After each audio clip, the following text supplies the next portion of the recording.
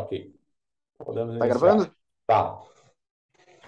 Fala pessoal, estou aqui com o Marcos Júnior, Pedro Lacerda, mas antes da gente começar, eu gostaria de agradecer a presença de você, telespectador. Vamos falar hoje sobre assuntos pertinentes. Escolhemos três pautas a dedo para a gente poder estar falando. Vou comentar aqui com vocês quais são essas pautas, tá? Mercosul, a gente vai falar sobre o Mercosul e um possível acordo com a União Europeia. Vamos falar também sobre o Japão, que voltou a importar petróleo da Rússia, e também vamos falar de recessão na União Europeia. Então, gostaria de pedir que o Marcos iniciasse a apresentação, fala um pouco sobre si, no que é formado, de onde está falando, e logo em seguida, e não menos importante, Pedro Lacerda para finalizar a apresentação, e logo em seguida o Marcos já pode iniciar falando sobre o Mercosul, beleza? Vamos lá. Beleza. Primeiramente, vou me apresentar aqui. Meu nome é Marco Júnior. Eu falo daqui de Cariacica, na região metropolitana da Grande Vitória, aqui no Espírito Santo. Sou servidor público. Atualmente, estou cursando mestrado em gestão pública pela Universidade Federal do Espírito Santo, a UFES, e sou formado em engenharia de produção pelo Instituto Federal do Espírito Santo, o IFES, né? Então, gosto de falar sobre política, economia e sociedade. Além Sou, disso, o Marcos, só um instantinho, Pedro. Além disso, o Marcos, ele é articulista do Brasil Grande, vem prestando um Bem ótimo serviço. lembrado. Você ainda não leu nenhum artigo do Marcos, é só entrar aí www.brasilgrande.com.br, vai encontrar artigos lá de excelente qualidade por parte do Marcos. Agora o Pedro, por favor, se apresente. sou Pedro Lacerda, falo de Muriaé, Minas Gerais. Sou vice-presidente do Brasil Grande e também curso bacharelado em Geografia na Estácio. Show de bola. Eu falo aqui de Garopaba, Santa Catarina, litoral catarinense, uma horinha da capital Florianópolis. Presidente do Brasil Grande desde 2018 e fundador também. Bom, vamos seguir aí a pauta. Mercosul, possível acordo Mercosul e União Europeia. Marcos inicia, por gentileza. Vamos lá. Beleza, vamos aqui já falando, já compartilhando a tela. Na verdade, antes eu vou falar alguma coisinha antes de compartilhar a tela. Show de bola, vamos lá. Primeiramente, a gente sabe muito bem que esse acordo, né, da União Europeia com o Mercosul já estava sendo discutido aí já há um bom tempo, pelo menos aí 20 anos, mas a discussão, por um longo tempo, ela ficou congelada, né? E aí, no governo Jair Bolsonaro, né, nesse último ciclo aí, as negociações até voltaram a andar no início de 2019, só que aí veio a questão das queimadas na Amazônia, que aí já tem 3 anos, né? Que aquelas imagens de floresta pegando fogo, e isso virou pretexto, né, para líderes europeus, especialmente o presidente da França, Emmanuel Macron, falou até internacionalizar a Amazônia, fez vários discursos, houve questão de se falar em sanções comerciais contra o Brasil, né? E isso, de certa forma, acabou emperrando a discussão sobre esse acordo comercial. E essa discussão ficou emperrada aí ao longo aí 2020, 2021, que foi o período aí mais crítico da pandemia. No entanto, né, as circunstâncias, a própria circunstância da pandemia e principalmente agora com essa guerra entre Rússia e Ucrânia, que é uma guerra que afeta, né, diretamente a questão do comércio de trigo, que é um dos principais produtos agrícolas aí, produtos faz parte aí da dieta aí de mundo inteiro, né? E isso mudou completamente o cenário. E aí eu vou mostrar alguns fatores, né, que vão contextualizar essa questão. Vou compartilhar uma tela aqui com vocês. Vamos lá. Vamos lá, vamos pegar aqui, sem delongas, estão vendo aqui a tela? Né? Essa, Estamos. essa imagem aqui que vocês estão vendo é a imagem do índice de seca, do mapa, o mapa fornecido pelo Copérnicos, que é o serviço, eu acho que, de geografia deles, da União Tipo um Europeia. IBGE. Tipo o IBGE da União Europeia. Na verdade, o IBGE da União Europeia é o Eurostat, né? Mas, enfim, eles têm uma rede, né, nesse sentido. Esse aqui é o mapa, né, do índice de seca. Vocês estão vendo aqui que boa parte do continente europeu sofreu uma seca bastante severa. Para você ter uma ideia, é a pior seca em 500 anos. Ou seja, remonta, só vamos pegar um evento histórico aqui para ser bem didático, remonta grandes navegações, no período desde as grandes navegações, que não se tinha uma seca nessas proporções, né? E isso, junto com a sequência de ondas de calor que atingiu a Europa em cheio nesse verão, e está atingindo ainda, diga-se de passagem, isso daí levou à quebra de safra. Tipo assim, diversas safras agrícolas, né, de diversos produtos estão perdidas, né, para este ano. E aí você tem uma tempestade perfeita. Você tem quebra de safra. E isso num contexto que aí eu vou mostrar outra coisa aqui. Esse aqui é o gráfico da inflação na zona do euro, né? A zona do euro, a média da zona do euro é de quase 9%, já acumulado 12 meses. Isso para os padrões de lá, isso é um patamar altíssimo, né?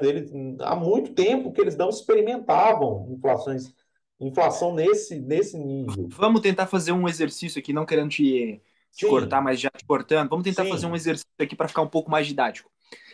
O Brasil tem o quê? Uma média de inflação a 7%?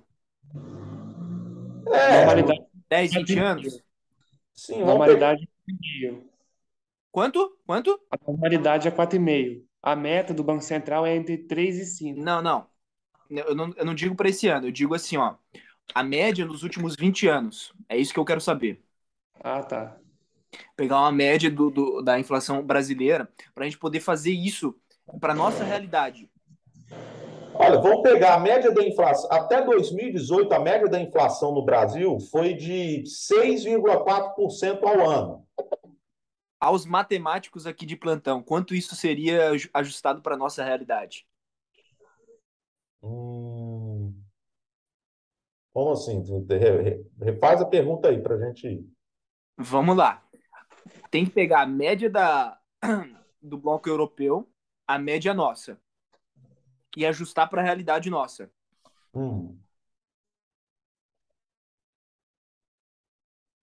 Cara, assim, alguém tem esse número?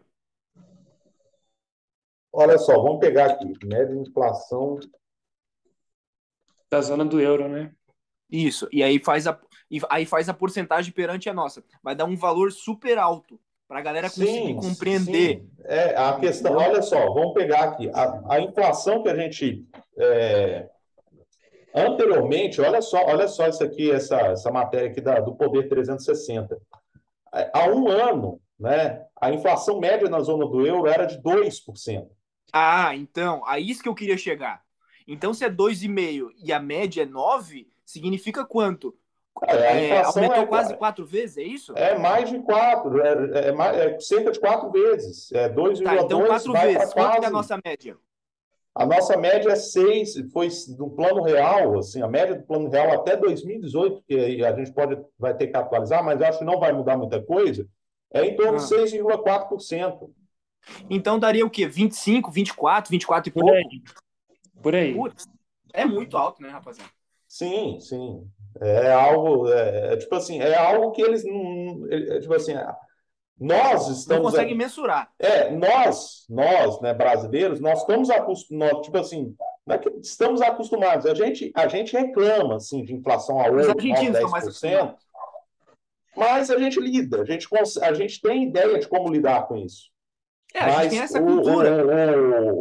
O europeu não, o europeu está acostumado a quê? Inflação a 2%, no máximo. Nós temos até traços culturais disso, né? As pessoas fazerem uma compra no mês, né? Isso é um traço cultural da época do Sarney. A galera comprava uma vez no mês para poder aproveitar quando estava embaixo, porque era questão de horas para aumentar. Então nós estamos mais bem preparados e isso foi passado de geração a geração. Sim, Então o europeu não está acostumado com isso para ir para o europeu. Não, e é como você estava falando, você tem uma questão da seca, você tem uma questão da inflação, dos gestores públicos europeus, uma média mundial muito fraca, na Europa não é diferente. Nós temos, cara, temos a guerra, nós temos uma sim. série de problemas, É uma tempestade juntando tudo isso. perfeita. É, Não E há, também, tipo assim, é uma situação. Pode falar, Pedro, vai lá. também tem a crise das cadeias logísticas ainda que não foram Não, normalizadas desde não está a totalmente pandemia. resolvido isso daí. Não está. Então, assim, não, total. a Europa entrou numa situação, né? Como eu disse, é uma tempestade perfeita, e assim, como agora eles estão com quebra de safra, né? Então, ou seja, eles precisam o quê? Oferta de alimento. Vamos voltar para o ponto, precisando de oferta de alimento.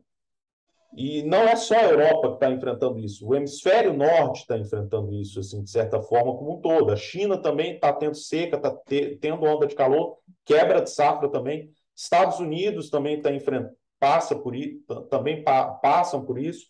Então, ou seja, da onde vai vir a comida para alimentar as bocas dos europeus? Vai ter que vir de onde? Aqui, ó. Brasil, Ó. Brasil e a Argentina, que é Mercosul. São os dois, vão vir de nós dois. É, Aí você outra tem um coisa, gatinho pingado ali de Paraguai, Uruguai, É, mas isso não faz frente, né? então, ou seja, ou eles, digamos assim, amolecem o jogo É igual para é o fazer o Guedes. acordo, ou eles amolecem o jogo, ou eles vão correr o risco de começar a falar em fome. Imagine você falar fome na Europa, né? É. Se, se fome no Oriente, vamos pensar, por exemplo, 10 anos atrás, como é que a Primavera Árabe estourou? Foi com uma crise de escalada de preço dos alimentos. Sim, Por cara, outros isso faz muita fatores. diferença. vou dar um exemplo aqui histórico que eu estava lendo de uma tese de doutorado do geógrafo que falava sobre a paleoclimatologia, que um dos motivos que incentivaram a Revolução Francesa foi justamente a crise alimentícia que estava na Europa, justamente por causa da seca.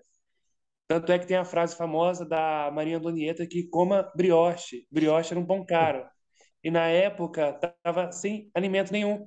Ou seja, aquilo ali foi totalmente absurdo para a população da França.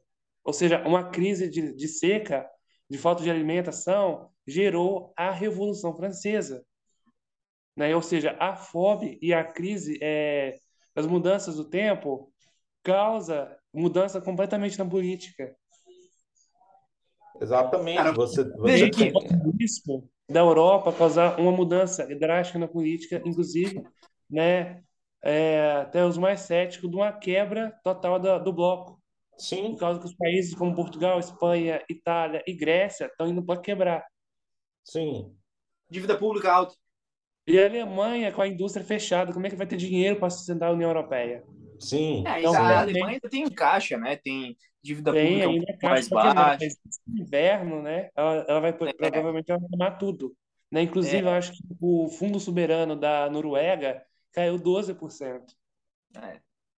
é, não.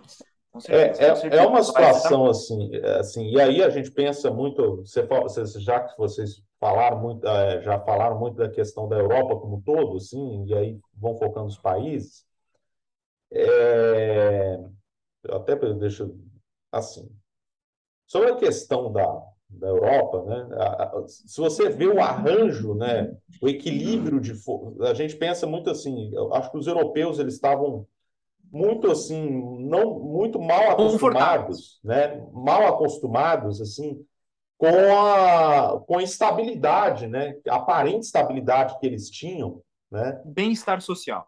Do bem-estar social desde o pós-guerra, né? Dos últimos aí de 45 para cá, né?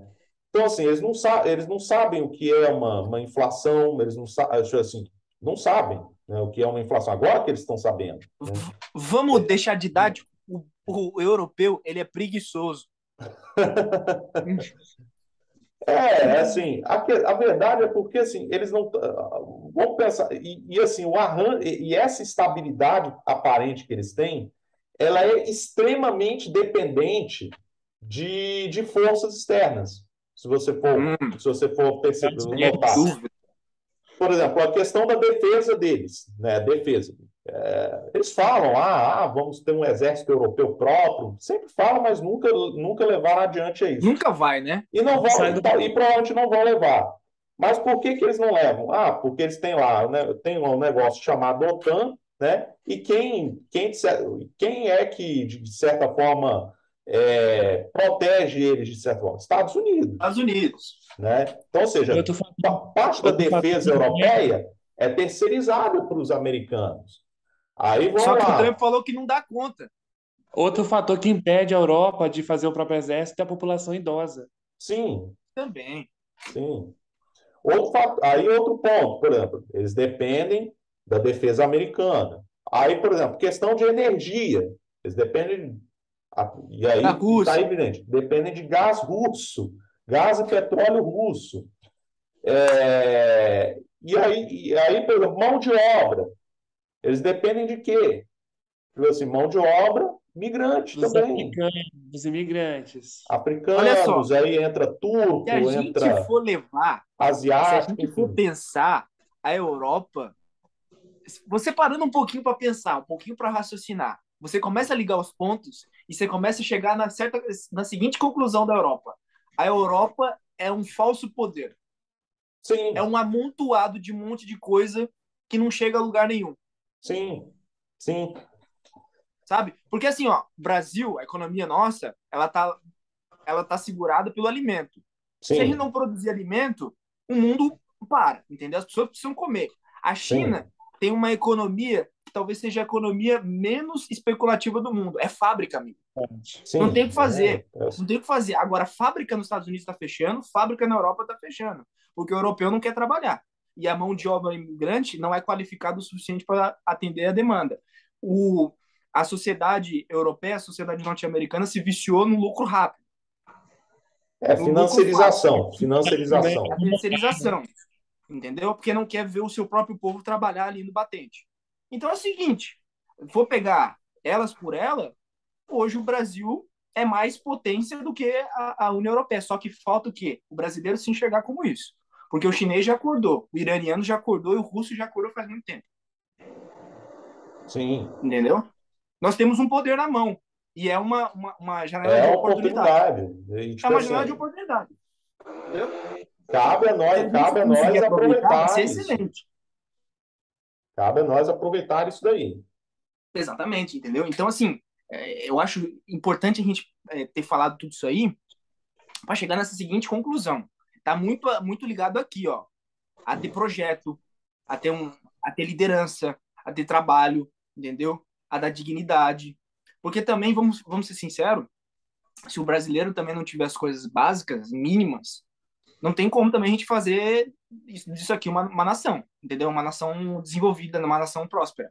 Porque você pode falar o que você quiser lá dos iranianos, que ele é isso, que ele é aquilo, o outro, só que assim, ó, não falta o básico, tá?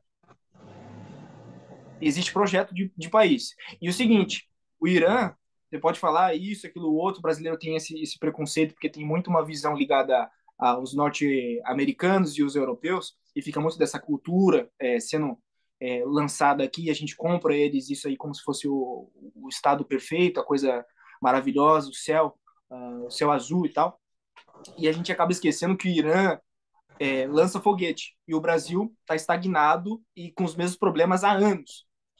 Para você ter uma ideia, né, eu acho que o maior foguete que a gente tem é para alcance de 300 quilômetros. A gente está Aí defasado. outro detalhe, o Brasil é riquíssimo em urânio, o que Pois é. faz as bombas e energia para tanto submarino quanto aeronaves. Uhum. E tem várias outras coisas, né? Isso aí é chover numa olhada. Eu acho que nosso público aqui ele já está um pouquinho qualificado o suficiente para entender quais são as nossas riquezas. Mas assim, a gente tem nióbio, a gente tem a Amazônia. A Amazônia não é à toa que querem interferir aqui na nossa soberania e tal, etc. Porque, cara, tendo um pouquinho melhor, um pouquinho mais assim, ó, de boa vontade, de liderança, nós já temos a criatividade que é conhecida por todos, a coisa vai andar, não tem jeito. É claro, nós temos dificuldade. Nós estamos aqui tentando gravar essa nossa call, essa nossa conversa aqui. Nós tivemos vários problemas técnicos, mas a gente A gente é brasileiro, a gente não desiste nunca, entendeu? Então a gente tem que ter essa persistência de fazer a coisa acontecer mesmo, entendeu? É dificultoso mesmo, entendeu? Não vai se construir uma nação, um país, uma coisa pujante, uma coisa séria, uma coisa legal, se não tiver persistência, se não tiver vontade. Então o brasileiro precisa se enxergar, entendeu?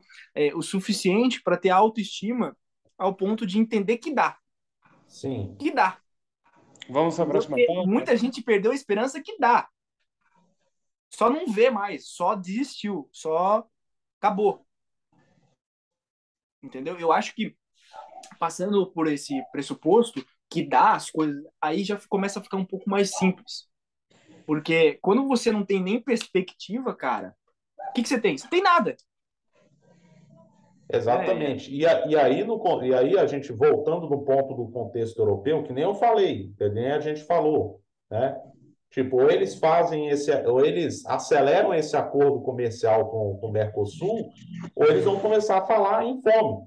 Agora imagine se, tipo assim, fome, tipo assim, o último Posso, episódio de fome que eles tiveram remonta o quê? A Segunda Guerra Mundial. posso trazer um muito dado? Hum, diga. A Itália tem 1 milhão de novos pobres por causa da pandemia. Correio Brasiliense, no dia 4 de março de 2021. O número de pobres no país chegou a 5,6 milhões, e o que equivale a 9,4% da população contra 7,7% de 2019, um recorde em 15 anos. Imagina agora, com toda essa crise Nós hídrica, estamos diminuindo os nossos miseráveis, hein? esses conflitos, todo esse negócio da energia, a seca, né, deve ter aumentado muito mais agora. Não, o preço da energia, o preço da energia é óbvio que a gente vai falar isso com mais calma no próximo ponto, né? O Próximo preço da bloco. energia na Europa disparou. Nós estamos, tipo assim, tipo, nós estamos falando de altas aí, da ordem aí de percentuais de 3 dígitos, assim, pelo menos dobrou a energia. Alguns lugares triplicou, quadruplicou. Então, assim, obviamente, assim, obviamente, com um custo tão alto, você não, principalmente no setor produtivo, né? Tem empresas que não vão conseguir dar conta de simplesmente produzir qualquer coisa porque está Margem caro baixa. demais. Margem Tá baixa. caro. Tem setor que é margem esmagada. Sim. Entendeu? Faz como? Não faz como. Só não faz, entendeu? E aí, Só perde mercado e para aí, China. Produção, limite, né? E aí, voltando no ponto, né, da questão desse acordo, né, tipo assim, ou eles fazem acordo, ou eles passam, ou a gente começa a falar de fome. E a gente falou muito bem, fome é fator potencializador de compulsão social, É. né? Tipo assim, fator potencializador. Olha, pensa bem, se a crise de dívida da zona do euro, do início dos anos 2010, ela foi extremamente, digamos assim, ela deu uma chacoalhada, principalmente nos países da periferia do bloco. Agora imagine isso atingir toda a zona do euro agora, inclusive países mais preparados. Assim, não pense que uma nova crise na Europa vai atingir apenas, tipo assim, vai atingir com severidade apenas os países tipo da periferia, tipo Portugal, Espanha, Itália, Irlanda, Grécia, enfim, e alguns países do leste europeu também, A né? Irlanda tá bem, né? Não, a Irlanda, ela fez o dever de casa também, de É. certa forma. Talvez o único país que está mais ou menos estável ainda é a Alemanha e a França. Sim. É. E, me- Ó, e- acho que. e mesmo assim Pode falar. não é um arranjo totalmente seguro. Então, é bom registrar isso. Não, vão sofrer pra caramba, não tenha dúvida. A França, a gente vê lá os coletes amarelos toda O hora, né? Carrefour, o Carrefour. Carrefour, tá? Congelamento de preços.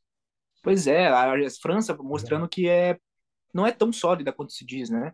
A França, que talvez seja o segundo país que mais tem instituição aí no mundo, e você vê um poder de Estado muito forte, né? Qual, né, tá lá, a sede.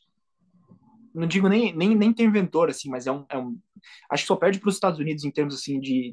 Dirigismo. Isso. Essa Dirigismo. era o que eu queria buscar. Então, assim, eu acredito que vão sofrer, mesmo a Alemanha, a França vão sofrer bastante.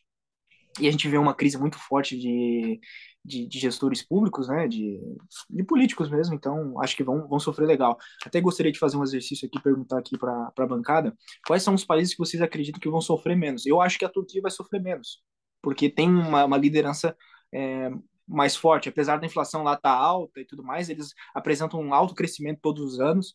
Erdogan, para mim, só não é mais ovacionado como um baita líder porque tem o Putin, né?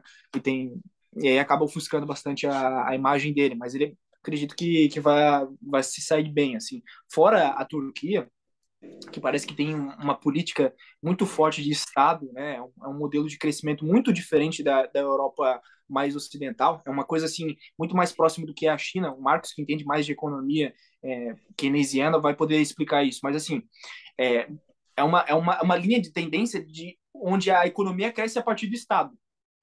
Não é isso, Marcos? O Estado ele é o grande indutor, né, do grande indutor, o grande planejador, né, da atividade econômica. Né? E o mediador, né? Para Sim, É, evitar monopólios, é, oligopólios. é. sim. Uma crise, tipo assim, a gente fala-se muito, né, da crise imobiliária chinesa, e não que isso não venha nos preocupar, né, isso, de certa forma, isso também nos preocupa, deve nos preocupar, mas, assim, eles têm uma forma de debelar essa situação que é muito diferente dos Estados Unidos, né? É muito diferente. Já faltam 10 minutos aqui. Estamos caminhando para o final. Então, assim, Japão. Vou cronometrar aqui, temos 10 muito minutos, diferente vamos do lá. Japão, muito diferente dos Estados Unidos, assim, porque eles, por exemplo, no caso dos Estados Unidos, a questão do Fannie Mae, do Fred Mac, enfim, que foi a bolha, os grandes fatores da bolha imobiliária, o pessoal deixou correr e aí quando só resolveram intervir quando já tinha banco grande quebrando e Quebrando. arrastando todo o sistema financeiro junto. Né? A China, né, não costuma esperar tanto, não costuma pagar para ver. Ela vai e nacionaliza a agência de crédito quando é preciso. Sim. Não, fica muito claro que há uma diferença muito grande de Turquia, Irã, China, até propriamente a Rússia. A Rússia é um pouco mais complexo, não dá para abordar aqui, faltando 10 minutos, mas assim, acho que a gente abordou bem os pontos, tá? Caminhando aí para o final do primeiro bloco. Eu espero que todos tenham gostado. Eu acho, né, até perguntar aqui para os membros que estão aqui na bancada, acho que seria pertinente a gente postar cada bloco de uma vez. Então a gente posta um dia um bloco, outro a gente posta outro, para não ficar tão grande, Uhum. porque deu 40 Sim, minutos, sim, senão fica sem muito dúvida. maçante, Com sem dúvida, né? certeza, com certeza. Então fechou aí. Vamos finalizar. Pedro, pode começar aí, por gentileza. Eu gostaria de agradecer a todos que assistiram até aqui, né? Eu espero que ficou claro a mensagem que a gente queria passar, né? E é isso. Marcos. Eu também, assim, gostaria de agradecer aí a paciência e a audiência aí de todos, né? Terem acompanhado aí, teve algumas divagações aí, mas isso faz Mas parte, aí que é né, bom. faz parte do jogo, né? É da Então, originalidade da coisa. exatamente, exatamente. Então, Autenticidade. agradeço aí a todos, agradeço pela oportunidade dada aí, tanto pelo Miguel como pelo Pedro aí, para poder estar participando aqui dessa transmissão.